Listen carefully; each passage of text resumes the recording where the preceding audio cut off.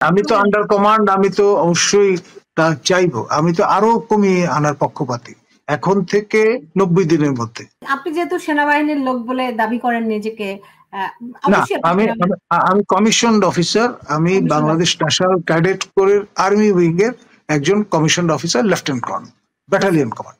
জি জি। এখন ধরেন সেনাপ্রধান গ্যাজেট করা আছে, রাষ্ট্রপতির আদেশে গ্যাজেটেড হয়েছে। আমি একজন gadget, first class gazetted officer. আমাদের বিশ্ববিদ্যালয়ের যারা শিক্ষক এমনকি ভাইস চ্যান্সেলর তারাও কিন্তু ফার্স্ট ক্লাস গ্যাজেটেড অফিসার না। স্যার, এখন আমার প্রশ্নটি হচ্ছে, আমরা দেখেছিলাম সেনাপ্রধান বলেছিলেন যে তিনি ডিসেম্বরের মধ্যে নির্বাচন দেখতে চান এবং আরো সুনির্দিষ্ট করে বলেছেন তিনি আগামী বছর 1 জানুয়ারি নতুন সরকার, রাজনৈতিক সরকার দেখতে চান। এখন আমরা যেটা বুঝতে পারছি যে বিএনপির সঙ্গে প্রধান উপদেষ্টার বৈঠকের পরে এটি নির্বাচন চলে গেছে ফেব্রুয়ারিতে, রাইট? এবং আবার কন্ডিশনাল বলা হয়েছে বিচার এবং সংস্কার কাজের অগ্রগতি সাপেক্ষে। আবার পরবর্তীতে আরেকটি সাক্ষাৎকারে ডক্টর ইউনূস বলেছেন তিনি এপ্রিলে চলে যাবেন। আমরা জানি না আসলে নির্বাচন কি ফেব্রুয়ারিতে নাকি এপ্রিলে। তিনি তো ঈদের জামাতে আবেগ আপ্লুত হয়ে আপনার মৌন সম্মতিও জানিয়েছেন যে 5 বছরের জন্য মুসল্লিরা তাকে দেখতে চায় ক্ষমতায়, দালালদের কথা তিনি যাতে না শোনেন, এইসব দাবিও কিন্তু তাকে ইমপ্রেস করেছে। এবং প্রথমবার ঈদের জামাতের পরে তিনি আল জাজিরাকে সাক্ষাৎকার দিয়ে বলেছেন যে লোকজন তো আমাকে 5 বছরের জন্য চায়, সুতরাং আমার হাতে তো অফুরন্ত সময়। ভাবটা এরকম। জি জি। এখন নির্বাচন যদি না হয় সেনাপ্রধান কি করবেন? তিনি তো হিরণময় নিরাপত্তার পরিষ্কার বলে দিয়েছেন 1 জানুয়ারি হচ্ছে কাট অফ ডেট। কোন ইভেন্ট বা এটা হতেই হবে। সেনা কালচারটা এরকম, জিও রেসপেক্ট আমরা যেটা বলি, নাই পয়দা কর, you have to do it. কিভাবে হবে? এখন রাজনৈতিক দলগুলো যদি রাজি হয়ে যায় ফেব্রুয়ারিতে নির্বাচনে, সেনাপ্রধান কি করবেন? আমার ধারণা সবাই রাজি হবেন এমনটি হয়তো হবে না। কারণ হচ্ছে নানা মনির নানা মত। বাঙালি সবসময় প্লুরাল একটা ধ্যান ধারণা নিয়ে চলে। সবাইকে একত্র করে আপনি এক মঞ্চে বসিয়ে দেবেন, এটা ডক্টর বদিউল আলম মজুমদার অনেকদিন ধরে ট্রাই করছেন, কতটা সফল হয়েছেন। সুতরাং এটা নিয়ে নানান রকম কথাবার্তা আছে। ওকে, এখন আপনি বলছেন যে ডিসেম্বরের মধ্যে নির্বাচন হতেই হবে। আপনিও সেনাপ্রধানের মতো? আমি তো আন্ডার কমান্ড, আমি তো অবশ্যই তা চাইবো। আমি তো আরো কমিয়ে আনার পক্ষপাতী এখন থেকে 90 দিনের মধ্যে, বেস্ট। জি। এখন ধরেন এই বিএনপির ভারপ্রাপ্ত চেয়ারম্যান তারেক রহমানের সঙ্গে প্রধান উপদেষ্টার বৈঠকের পরে আমরা সেনাপ্রধানের কোনো বক্তব্য শুনতে পাইনি। দেখুন, তিনি যা কিছু বলেছেন, একবার তিনি বক্তব্য রেখেছেন রিটায়ার্ড অফিসার যারা রাওয়া ক্লাবে, সেখানে গিয়ে কর্নেল অবসরপ্রাপ্ত হক মহোদয় সেখানে ছিলেন এবং তিনি রাওয়ার বিপুল ভোটে নির্বাচিত প্রেসিডেন্ট। আবার ওইদিকে আপনার অফিসার্স অ্যাড্রেসে তিনি এই 1 জানুয়ারির কাট অফ ডেটের কথা বলেছেন। এটা তো সেনাদের কনজামশনের জন্য, পিপল অ্যাট লার্জ তারা হয়তো বিভিন্ন কারণে জেনে গেছেন, কিন্তু সেটা তো তিনি পাবলিক স্টেটমেন্ট হিসেবে হাজির করেননি আমার জানা মতে। জি। এখন ধরেন এক ধরনের প্রস্তুতিমূলক নির্দেশনা।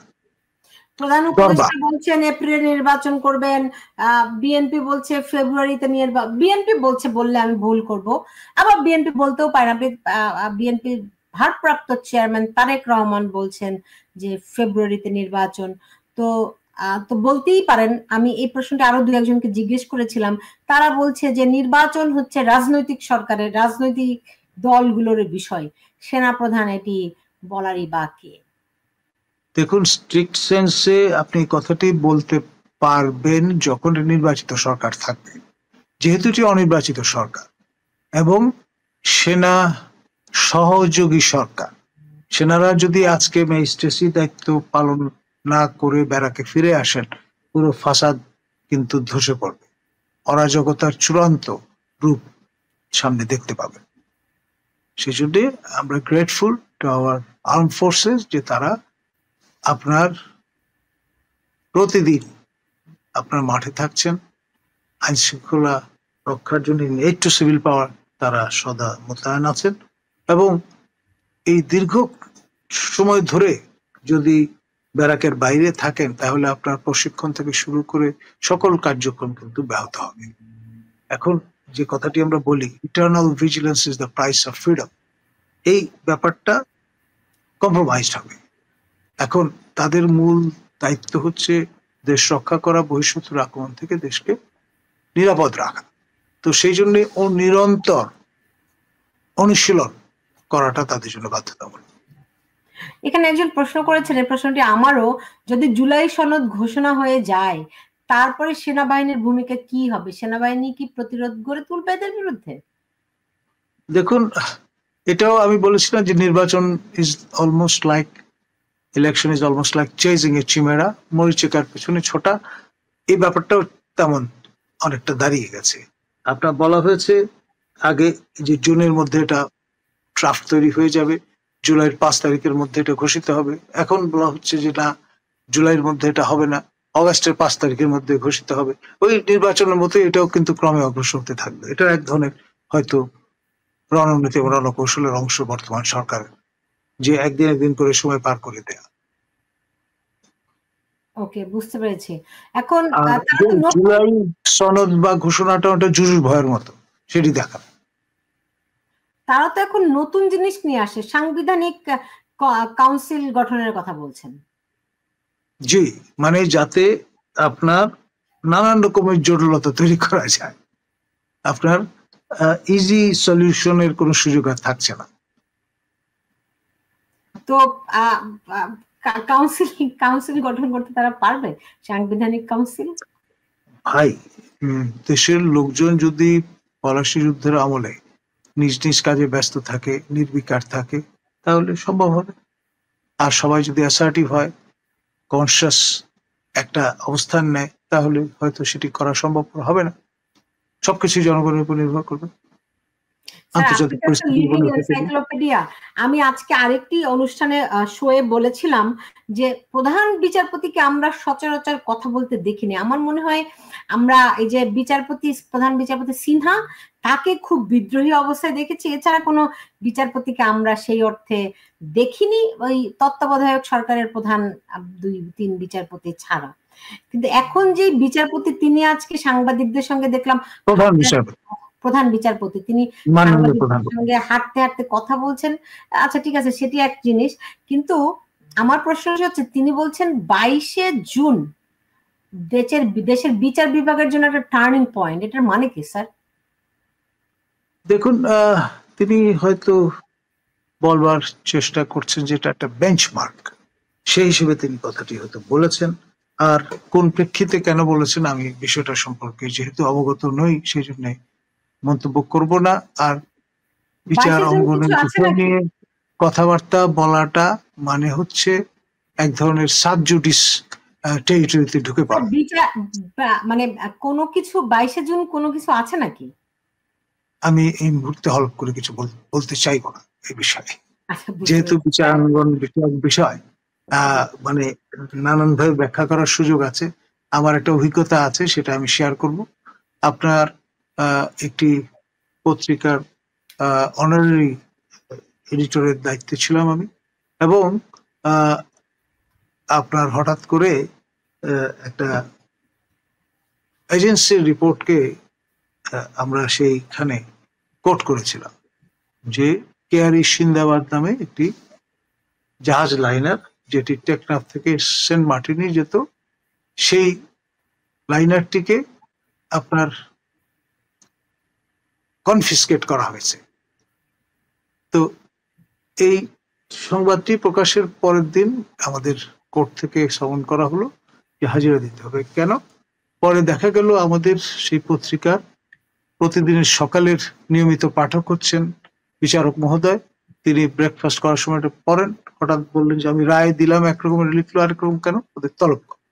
যাওয়ার পরে বোঝা গেল যে আপনার অ্যারেস্ট করা আর কনফিসকেট করা এক জিনিস নয়। যেই জাহাজ কনফিসকেট করা হবে সেটা আর ভাসবে না, কখনো ডিসমেন্টাল করে ফেলা হবে, আর যেটি অ্যারেস্ট করা হবে সেটি আবার ভাসার সম্ভাবনা প্রায় শতভাগ।